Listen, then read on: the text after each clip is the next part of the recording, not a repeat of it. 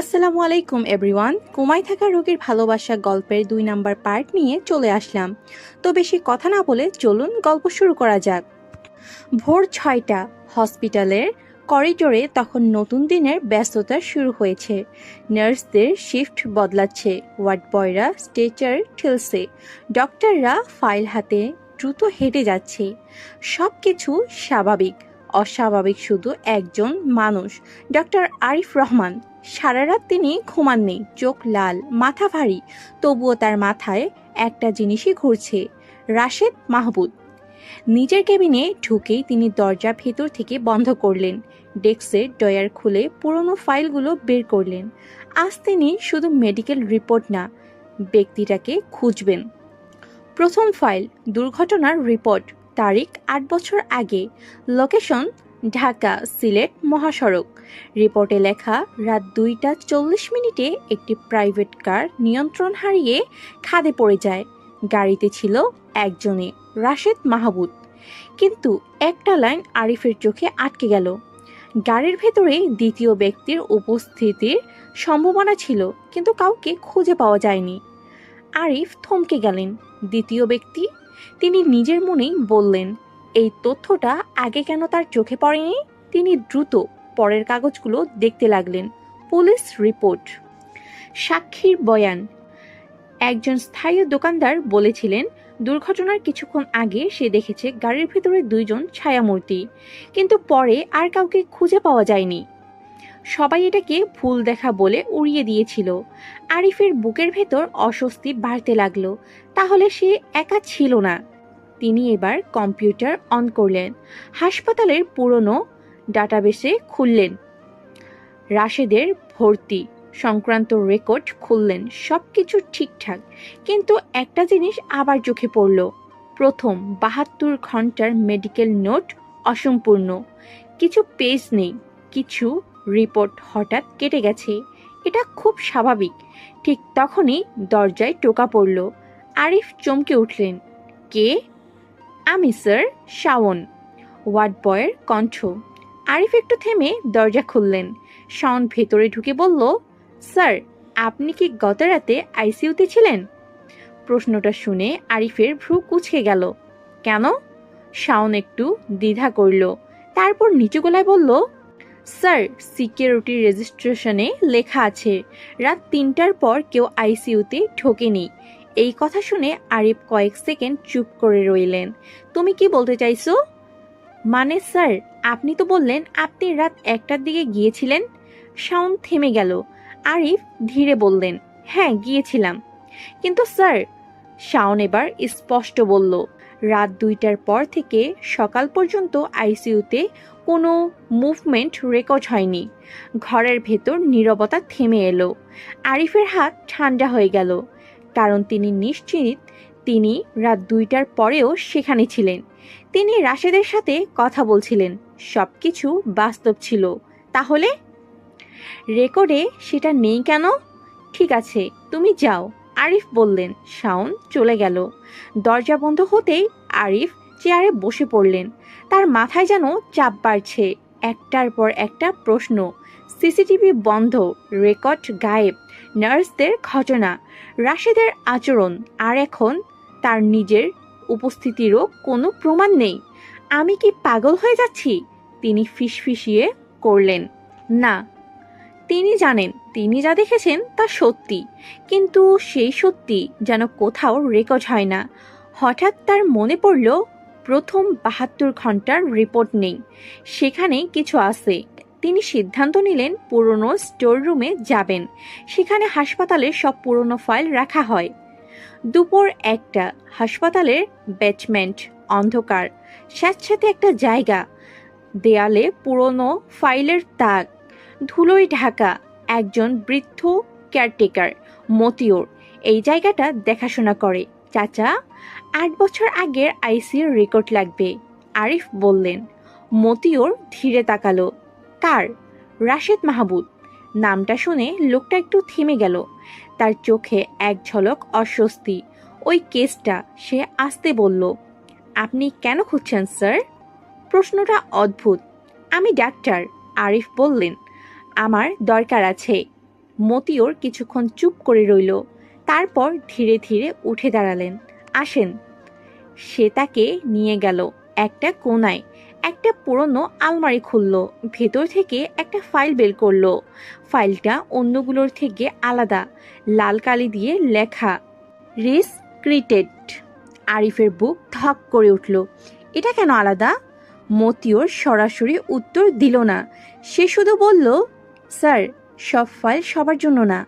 আরিফ ফাইলটা হাতে নিলেন, ধুলো ছেড়ে খুললেন।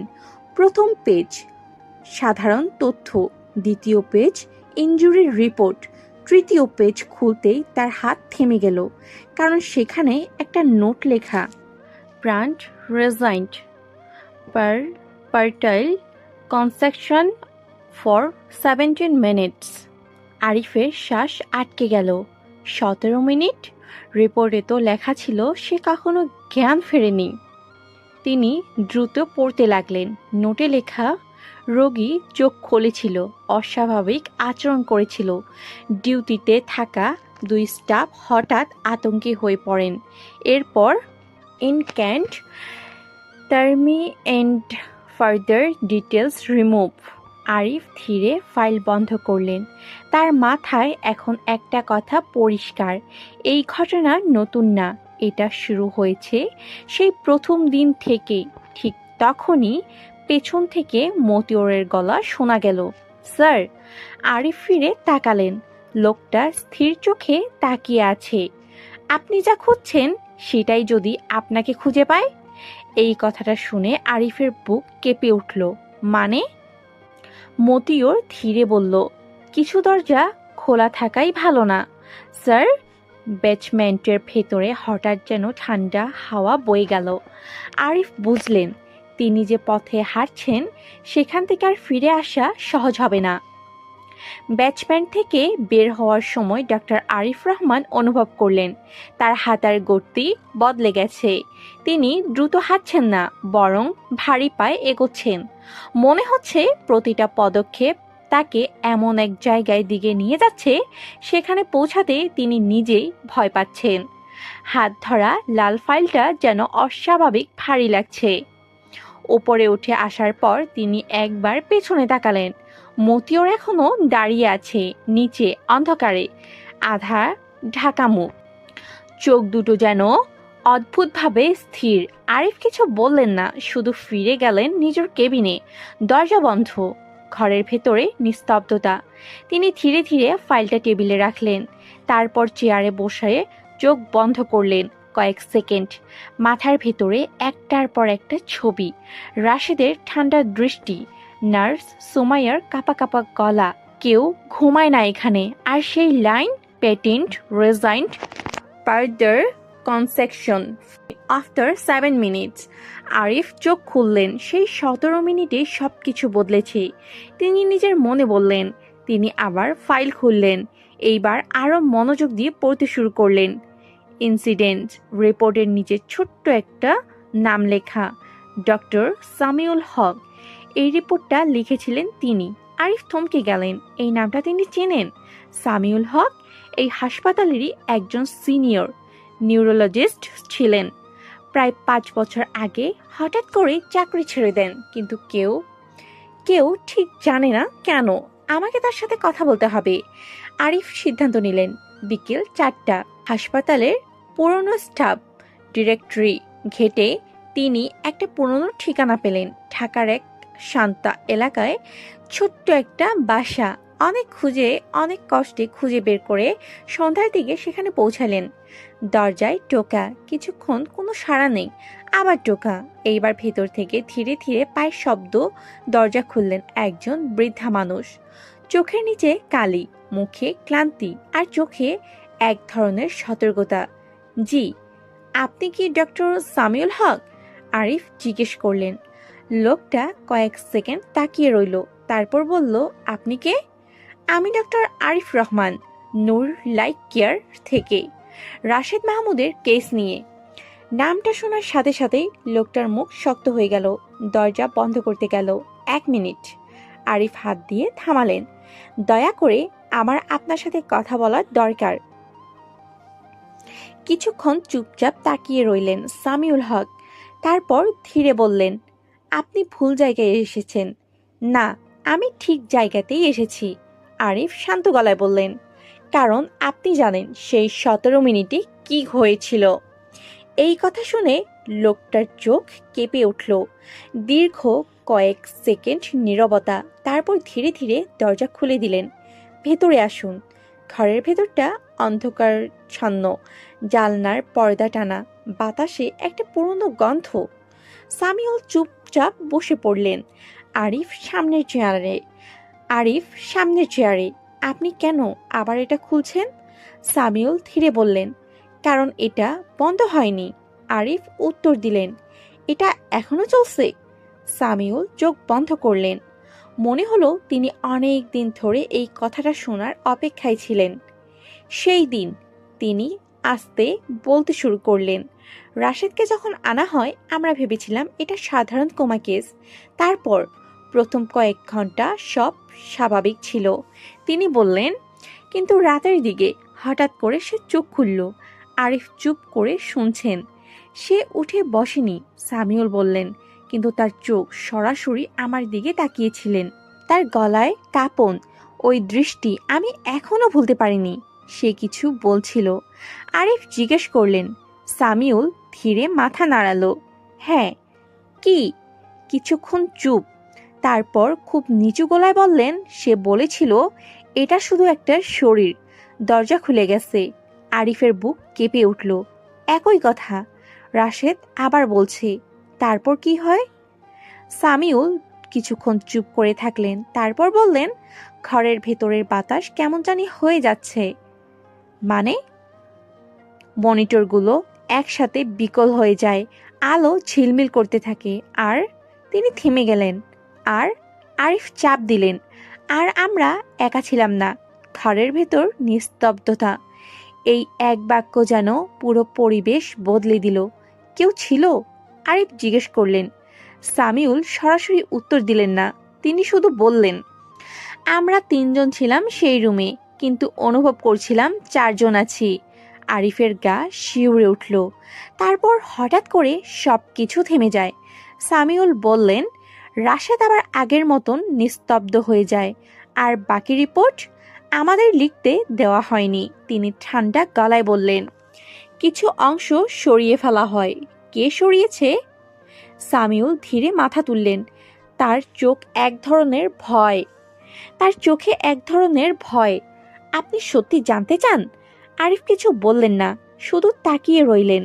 সামিউল খুব আস্তে বললেন, যারা চায় না দরজা বন্ধ হোক। ঘরের বাতাস ভারী হয়ে গেল।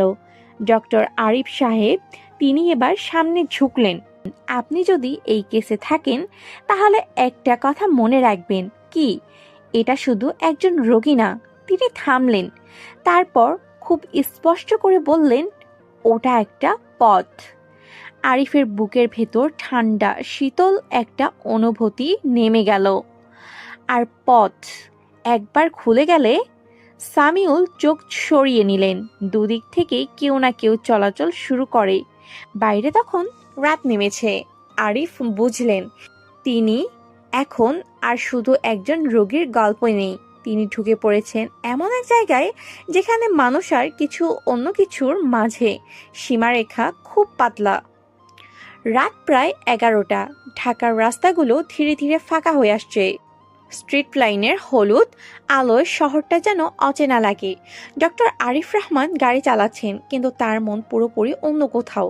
ডক্টর সামিউল হকের কথাগুলো বারবার মাথায় ঘুরছে। ওটা একটা পথ, দুদিক থেকেই কেউ না কেউ চলাচল শুরু করে। আরিফ স্টিয়ারিং শক্ত করে ধরলেন।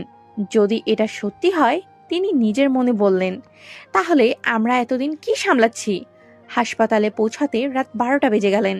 নূর লাইট কেয়ার এই সময় অদ্ভুত নীরব। দিনের কোলাহল নেই, শুধু লম্বা করিডোর আর সাদা আলো। কিন্তু আজকের নীরবতা স্বাভাবিক না। আজ যেন এই নীরবতার ভেতরে কিছু লুকিয়ে আছে। আইসিইউর দিকে হাঁটতে হাঁটতে আরিফ লক্ষ্য করলেন, আজ ডিউটিতে থাকা নার্সরা অস্বাভাবিকভাবে চুপচাপ। কেউ চোখে চোখ রাখছে না, নার্স স্টেশনে বসে থাকা সুমাইয়াকে দেখলেন। সব ঠিক আছে? আরিফ জিজ্ঞেস করলেন। সুমাইয়া মাথা তুলল। তার চোখের নিচে কালি, মুখ ফ্যাকাশে। স্যার, আজ রাতে কিছু একটা হবে।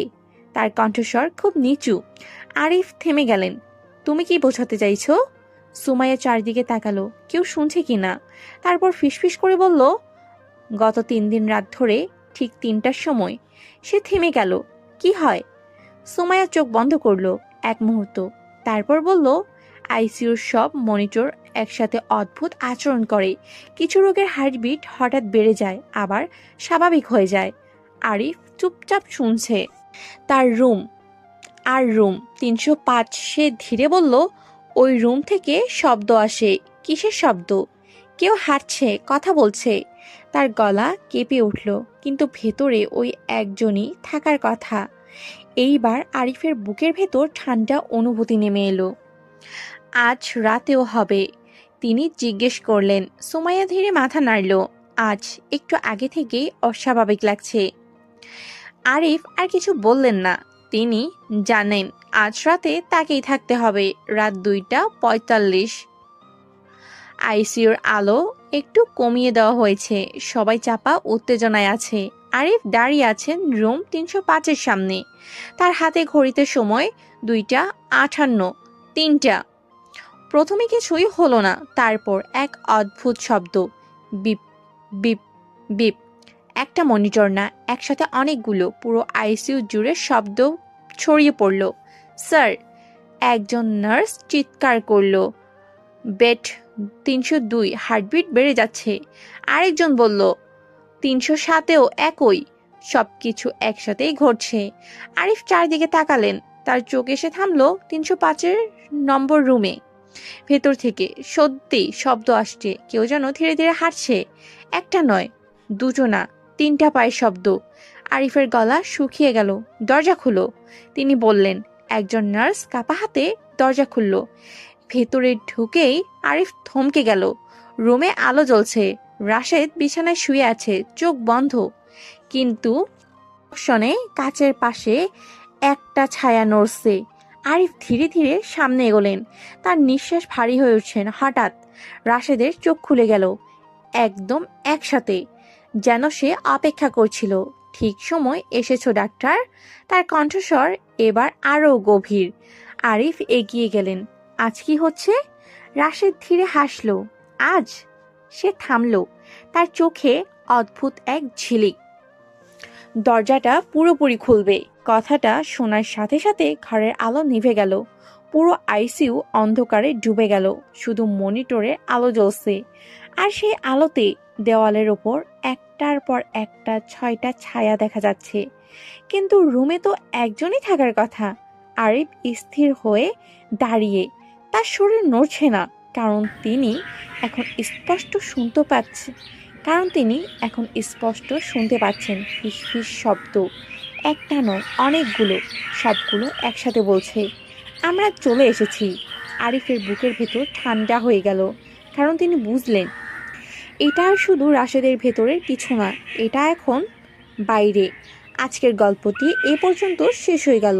পরবর্তী পার্ট পেতে অবশ্যই এই চ্যানেলটি সাবস্ক্রাইব করে রাখবেন। ধন্যবাদ। আসসালামু আলাইকুম এভরিওয়ান। কোমায় থাকা রোগীর ভালোবাসা গল্পের 2 নাম্বার পার্ট নিয়ে চলে আসলাম। তো বেশি কথা না বলে চলুন গল্প শুরু করা যাক। ভোর 6টা। হসপিটালের করিডোরে তখন নতুন দিনের ব্যস্ততা শুরু হয়েছে। নার্সদের শিফট বদলাচ্ছে, ওয়ার্ড বয়রা স্ট্রেচার ঠেলছে, ডক্টররা ফাইল হাতে দ্রুত হেঁটে যাচ্ছে।